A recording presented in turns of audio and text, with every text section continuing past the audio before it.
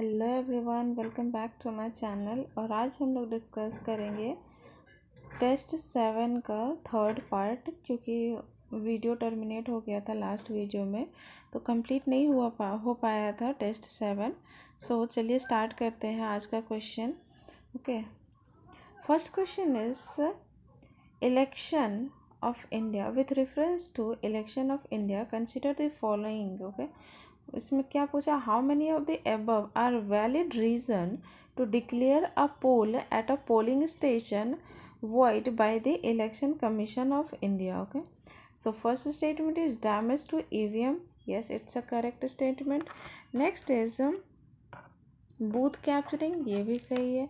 Next is natural disaster, ये भी सही है. ओके, तो इंडियाज़ इलेक्शन की अगर हम बात करते हैं, laws are govern by the following. दो ये से गवर्न होता है. ठीक है, पहला कौन सा है? पहला हो जाएगा representation of people act 1950 and दूसरा हो जाएगा रिप्रेजेंटेशन ऑफ पीपल एक्ट 1951. ठीक है, if you are talking about 50, तो ये किससे रिगार्डिंग बात करता है? वो पब्लिक के रिगार्डिंग. ओके, और अगर ये बात करते हैं 51 का, तो वो पॉलिटिशियन के लिए है. ओके, और इसमें है क्या? रिप्रेजेंटेशन ऑफ पीपल एक्ट 1950 में क्या है? तो ये framework for the outlines the framework for election including eligibility, voter registration and candidate का नॉमिनेशन, सब ये सब इसके अंदर आता है. ठीक है, and if are talking about the representation of people act 1951, तो इसमें क्या क्या आएगा? तो इसमें ये रेगुलेट करेगा the conduct of election including campaign financing, use of symbol and polling procedures. Okay, and अगर हम बात करते हैं इसका power to declare poll void in instances related to, तीन था. कौन कौन सा? Damage to EVM, booth capturing and natural hazards. Okay, और अगर हम डैमेज टू बूथ कैप्चरिंग का हम बात करते हैं, ठीक है, डैमेज टू ईवीएम, पहले हम बात करते हैं डैमेज टू ईवीएम का. ओके, इसमें ये क्या हो जाएगा? तो सेक्शन 58 में ये मेंशन किया हुआ है कि under the representation of people act 1951 कि अगर, तो ऐसे में क्या किया, रीपोल किया जाएगा अगर कहीं का ईवीएम डैमेज होता है तो. ठीक है, जैसे कि unlawful removal of EVM, destruction, loss, damage और टैम्परिंग ऑफ ईवीएम, तो भी होगा री election. And mechanical failure during the vote record, तो भी होगा. ओके, और अगर हम बूथ कैप्चरिंग की बात करते हैं, बूथ कैप्चरिंग में क्या होगा? Election commission has the authority to declare a poll void section under 135A अगर रिप्रेजेंटेशन ऑफ पीपल एक्ट में. ओके, बूथ कैप्चरिंग में. और इसमें क्या क्या होता है? तो बूथ कैप्चरिंग में क्या कहा जाएगा? तो उसमें हो जाएगा seizure of a polling station, selective voting and voter intimidation, and next आ जाएगा seizure of counting place. Okay, and अगर हम बात करते हैं नेचुरल डिज़ास्टर का, तो नेचुरल डिज़ास्टर में क्या हो जाएगा? और ये किसके अंदर आए? रिप्रेजेंटेशन ऑफ पीपल एक्ट 1951 में सेक्शन है 57. ओके, 57 क्लॉज 1, तो उसमें ये मेंशन है. ओके, और उसमें क्या कहा जाएगा? फॉर एग्जांपल नेचुरल कैलेमिटी में क्या होगा? तो उसमें हो जाएगा flood, severe storm, earthquake that disturb the polling process and endanger the safety of the voters and officials, तो भी री इलेक्शन होगा. ओके, करवाया जा सकता है. और कौन करवाएगा? Election commission of India. और एक और एक्सेप्शन है, वो है डेथ ऑफ कैंडिडेट. अगर डेथ ऑफ कैंडिडेट हो जाएगा तो ये सेक्शन 52 के अंदर ये मेंशन्ड है. ओके, कि री इलेक्शन होगा. Okay, let's come to the next question, which is recently the Supreme Court has stayed the construction of 4 proposal dams inside the Kaleshwar Wildlife Sanctuary. In this context, which of the following state और union territory of India Kaleshwar wildlife sanctuary is situated, तो वो कौन सा हो जाएगा, हरियाणा में। Okay, so answer for this question is option number C, which is correct. Okay, let's come to the next question, which is with reference to the with reference to accounting, consider the following variables. इसमें क्या how many of the above are classified as flow variables, तो क्या flow variable में क्या हो जाएगा, income और profit flow variable होगा। and if you are talking about the balance, bank balance and equity share holder, तो ये क्या हो जाएगा, दोनों ये हो जाएगा stock variable okay. So answer for this question is option number B, which is only 2 is correct. Let's come to the next question, which is with reference to following was the primary objective of land reform in India post independence के बाद primary objective क्या था land reform का, क्या था, redistribution of land to landless farmers. Yes, option A is correct answer for this question. Next question is consider the following statements regarding the Asian Development Bank. Okay, ADB. India is the among top 5 largest share holder of ADB. Yes, it's a correct statement. अगर हम share holding का बात करते हैं तो सबसे ज़्यादा किसके पास है, जापान एंड यूएसए के पास। जापान और यूएसए को दोनों को मिला के कितना, दोनों का कितना कितना है, तो 15.6%। And if you are talking about उसके बाद किसका है, ये हो जाएंगे दोनों टॉप में। देन आफ्टर हो जाएगा सेकेंड में हो जाएगा हमारा चाइना। कितना कितना है इसका, तो हो जाएगा 6.4%। And if you are talking about third में हमारा इंडिया आ जाता है, जो कि है 6.3%। ओके, और उसके बाद कौन सा है, तो उसके बाद है ऑस्ट्रेलिया। ऑस्ट्रेलिया का कितना है, तो ऑस्ट्रेलिया का हो जाएगा 4th नंबर पे ऑस्ट्रेलिया, जिसका हो जाएगा 5.8%। ओके, ऐसे तो ये 4th नंबर पे आएगा, लेकिन अगर देखा जाए तो ये एक्चुअल में 5th नंबर पे है, क्योंकि यहाँ पे 2 कंट्री हैं फर्स्ट पोजीशन पे। ओके, सो ये रहा एडीबी के बारे में। और अगर हम इसमें कुछ ऑब्जेक्टिव्स इसका देखते हैं एडीबी का, एशियन डेवलपमेंट बैंक का, तो पहला क्या है, तो promote investment in the region of public and private capital for development purpose. Next is to provide financial assistance to the developing countries. Next is coordinate with member countries in their development policies and plans, and to provide technical assistance for the preparation, financing and execution of development projects and programs. Okay, let's come to the next question. तो इसका answer क्या हो जाएगा, first statement हमारा incorrect हो गया। और अगर हम ये बात करते हैं नेक्स्ट स्टेटमेंट का, at present it has more than 100 members. No, ये मोर देन 100 नहीं, 68 मेंबर्स हैं। Okay, so statement second is also incorrect. Next statement is it provide financing to only public sector project and public private partnership project. No, it's not a correct statement, क्योंकि ये public sector project and also ये govern करता है private sector project को। So statement third is also incorrect. So answer for this question is only 1 is correct, which is option statement 1। Okay, let's come to the next question. Consider the following statements. First is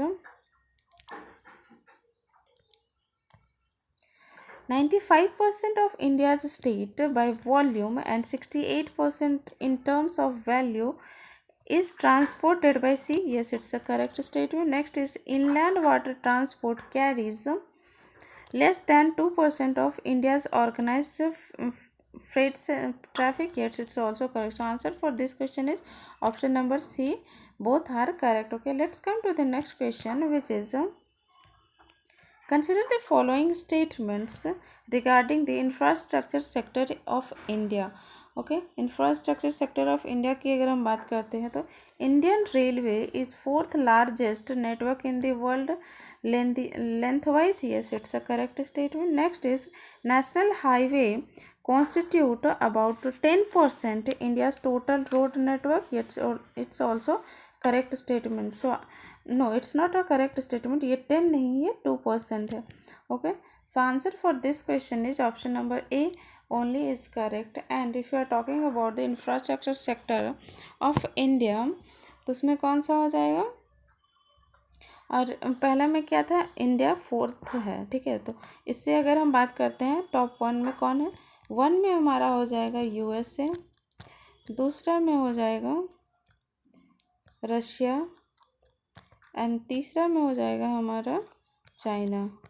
okay, US, Russia and China, और India हो जाएगा 4th number पे. Okay, and अगर हम बात करते हैं it is also largest passenger and 4th largest freight transport railway system globally. और अभी ये डिक्रीज़ हुआ है, डिक्लाइन हुआ है. 86.2% था 1950 to 51 में, बट अभी 33% हो गया है 2015 में. ओके, और रिसेंट इनिशिएटिव की अगर हम बात करते हैं तो वो कौन कौन सा हो जाएगा. पहला हो जाएगा नेशनल रेल प्लान. ओके, जिसका टारगेट है 2030 तक का, cater to the traffic requirements up to 2050. Okay, दूसरा हो जाएगा freight on priority policy, freight on priority policy. तीसरा हो जाएगा डेडिकेटेड फ्रेट कॉरिडोर. चौथा हो जाएगा हमारा installation of indigenous train collision avoidance system, जिसका अगर इसका हम एग्जांपल देखेंगे तो कवच, जो कि 2 ट्रेन जब अगर एक ही पटरी पे आता रहेगा तो उसको पहले इंडिकेट करता है, ऑटोमेटिक ब्रेक लगा देगा ताकि ये कोलिजन ना हो दोनों ट्रेन के बीच में. ये कवच सिस्टम है. ओके, रेलवे में. ओके, और ये इंडिजीनियसली डेवलप किया गया है इंडिया के द्वारा. ओके, और 5वां हो जाएगा हमारा मेरी सहेली, जिसमें क्या है focused action on the security of women travelling in trains. And next is 6th number is हो जाएगा हमारा रेल दृष्टि पोर्टल. ये सारे इनिशिएटिव हैं. ओके, और अगर हम रोड्स एंड हाईवेज़ की बात करते हैं, रोड्स एंड हाईवेज़ की, तो उसमें क्या हो जाएगा, ये 2nd लार्जेस्ट रोड नेटवर्क है इन द वर्ल्ड, इंडिया में. और वो कितना है 66.71 lakh kilometre. Okay, lakh kilometre. And national highways, and इसमें कौन कौन सा आ जाएगा, तो नेशनल हाईवे हो जाएगा, स्टेट हाईवे हो जाएगा, या फिर डिस्ट्रिक्ट रोड हो जाएगा. ओके, एंड अगर हम बात करते हैं share of transport sector in GVA में हम बात करते हैं शेयर ऑफ ट्रांसपोर्ट सेक्टर, तो कितना हो जाएगा वो 2021 में 2021 to 22 हो जाएगा 4.5%. Okay, and in the Indian government been actively investment in the development of road infrastructure. Major initiatives like major एक इनिशिएटिव है लाइक भारतमाला परियोजना. भारतमाला परियोजना की अगर हम बात करते हैं तो ये क्या, इसका एम क्या है, तो इसका एम है to upgrade and expand the road network including the construction of highways, expressways, economic corridor या फीडर रूट्स. ओके, एंड अगर हम बात करते हैं 100% FDI की in road and highways are allowed under the automatic route. Okay, so answer is option number A only, 1 is correct. Let's come to the next question, which is consider the following statements. First is an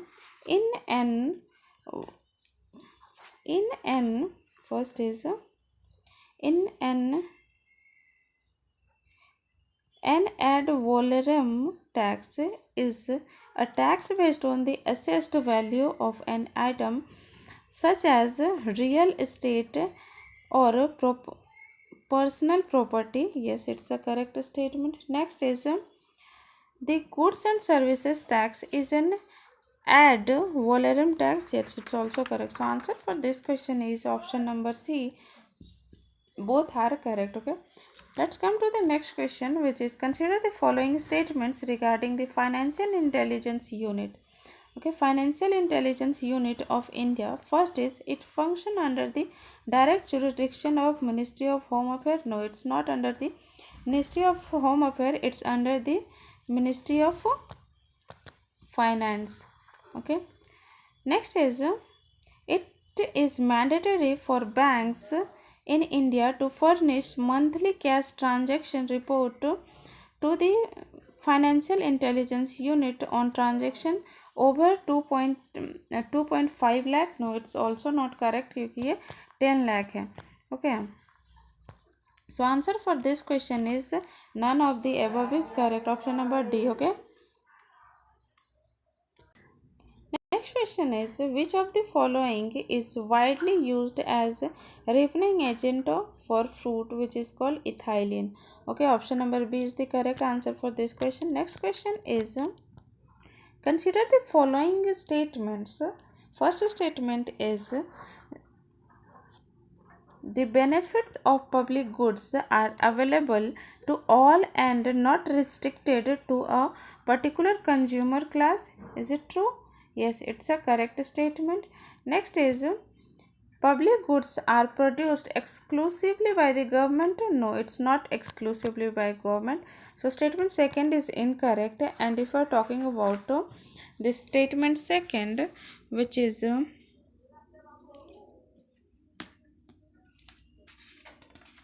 जिसमें बात करते हैं public goods are produced by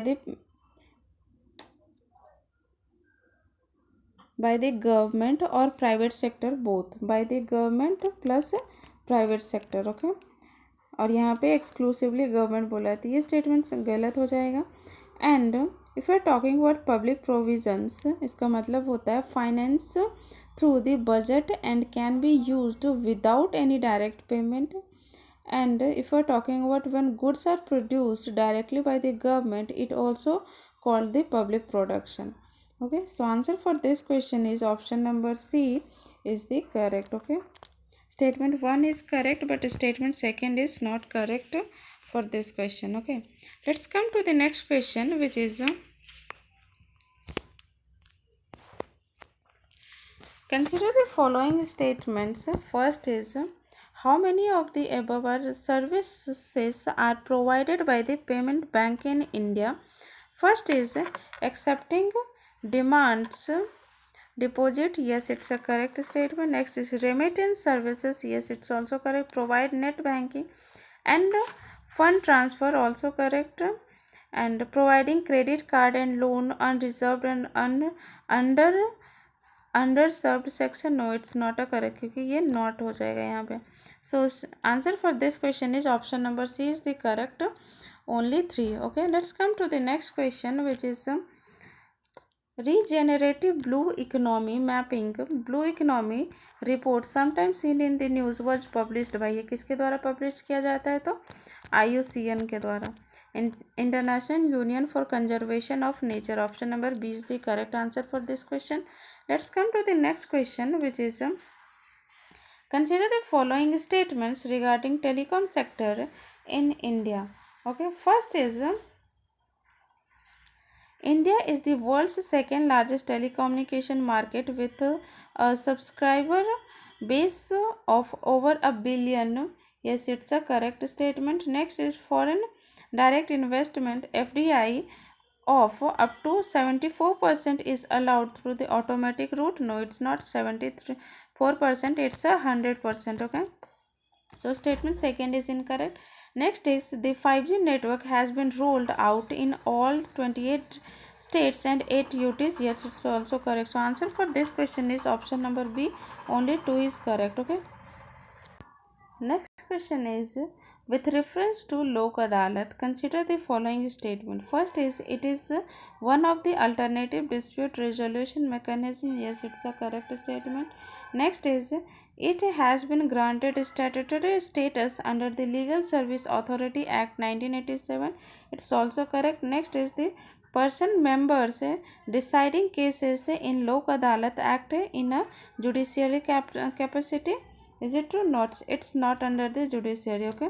And if you are talking, so statement say third is incorrect. So answer for this question is option number B, which is correct. Only 2. Okay. And if you are talking about the लोक अदालत, it is a alternative dispute है, ठीक है, जो कि it aims to resolve disputes amicably and expeditiously. Okay. और ये क्या है? क्वासी जुडिशली फोरम है where both parties to dispute are brought together to settle their differences with the assistance of a neutral third party called the लोक अदालत member. Okay. and अगर हम इसकी ऑब्जेक्टिव्स की बात करते हैं तो क्या है लोक अदालत की ऑब्जेक्टिव? तो वो हो जाएंगे to provide speedy justice to the party, speedy justice. Next हो जाएगा रिड्यूस द बैकलॉग्स को रिड्यूस करना। नेक्स्ट हो जाएगा promote reconciliation and mutual understanding between parties. And चौथा हो जाएगा save time and expenses involve in litigation. Okay. और इसके की फीचर्स क्या हो जाएंगे? अगर हम फीचर्स की बात करते हैं तो उसमें हो जाएगा informal and non adversarial. Next हो जाएगा क्विक एंड स्पीडी, जल्दी इसमें हो जाएगा सारा काम। एंड नेक्स्ट इज हो जाएगा फ्री और very low cost. And next हो जाएगा voluntary participation. And another one is binding and enforceable. And अभी रिसेंट में क्या हुआ है, कर्नाटका गवर्नमेंट जो है, Karnataka high court recently made a significant ruling stating that lok adalat proceeding are not justiciable in nature. Okay, not justiciable in nature. And if you are talking about the instead they act as a statutory conciliator whose primary role is to facilitate the resolution of disputes through mediation and negotiation.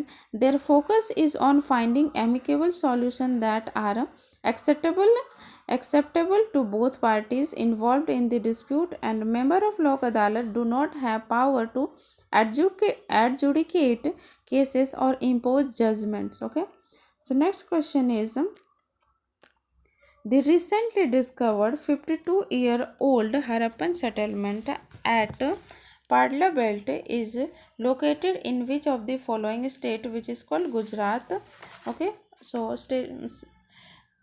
option B is the correct answer. Next is consider the following statements regarding the GST. First is it is a single comprehensive direct tax. No, it's not a direct tax, it is indirect tax. So for statement first is incorrect. It is a destination based consumption tax applicable throughout the country. Yes, it's a correct statement. So answer for this question is option number B. Only 2 is correct. Okay, let's come to the next question, which is consider the following statement. It's a term and meaning. Okay. So first statement, disinflation. It is a persistent fall in price. No, it's deflation, not disinflation. Disinflation is reduction in rate of inflation. Yes, it's a correct. तो ये दोनों गलत हो जाएंगे क्योंकि reverse match किया हुआ है. And next is reflation, increase in price level during the economic recovery. Yes, it's a correct. So answer for this question is option number A. Only one pair is correctly matched, क्योंकि यहाँ पे correctly matched पूछा गया.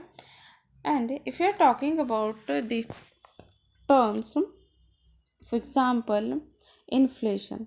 Okay, if we are talking about inflation is a quantitative measure of how quickly the price of goods in an economy are increasing, and inflation occur when the goods and services are high demand.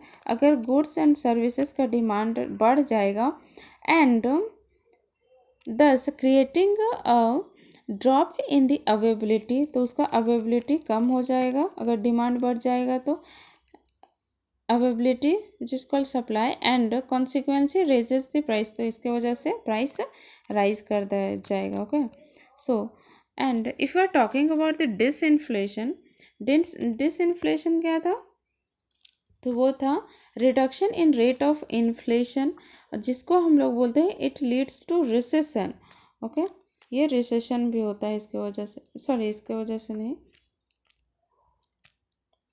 इसके वजह से okay recession आ जाता है। And अगर हम deflation का बात करते हैं, wait a second, it's sorry गलत बता दिया हमने। अगर हम बात करते हैं डिसइन्फ्लेशन की, okay disinflation it refers to reduce in the rate of inflation. In disinflation price level decrease करता है, डिसइन्फ्लेशन में प्राइस लेवल डिक्रीज करेगा without a decrease in nominal income, output and employment. And disinflation generally is desirable होता है, ये desire होता है सबका कि ऐसा हो, ठीक है। सो स्टेटमेंट फर्स्ट इज ये हो गया। नेक्स्ट डिफ्लेशन का अगर हम बात करते हैं, deflation it refers to the persistent fall in price, इसमें भी प्राइस फॉल होता है। It is a situation in which the price level reduce along with the fall output, और इसमें आउटपुट भी डिक्रीज करता है, okay. And employment etcetera it, तो और इसको क्या बोलते हैं, ये रिसेशन लाता है। सो ये हमारे लिए सही नहीं होता है। Next is reflation. अगर हम रिफ्लेशन की बात करते हैं, economy recover from the recession और डिप्रेशन, जब इकोनॉमी डिप्रेशन और रिसेशन से रिकवर करता है उसको बोलते हैं रिफ्लेशन, ओके। जिसमें प्राइस लेवल इंक्रीज होता है, प्राइस लेवल इंक्रीज होता है and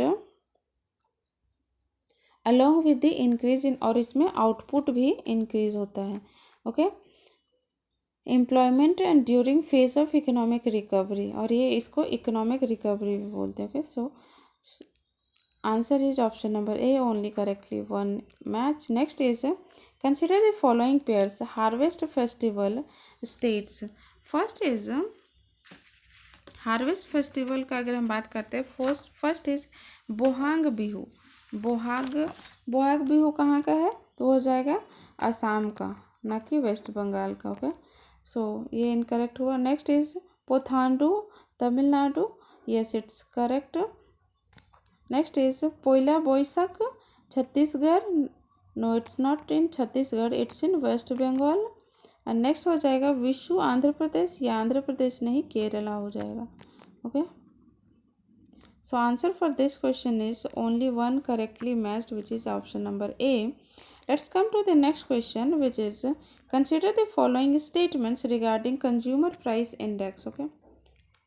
The consumer price index measure changes over time in general level of prices of goods and services that household acquire for the purpose of consumption. Yes, it's a correct statement. Next is all the existing four type of consumer price have been placed at the same base year from the sake of uniformity, not in the same base year, it's in different, okay.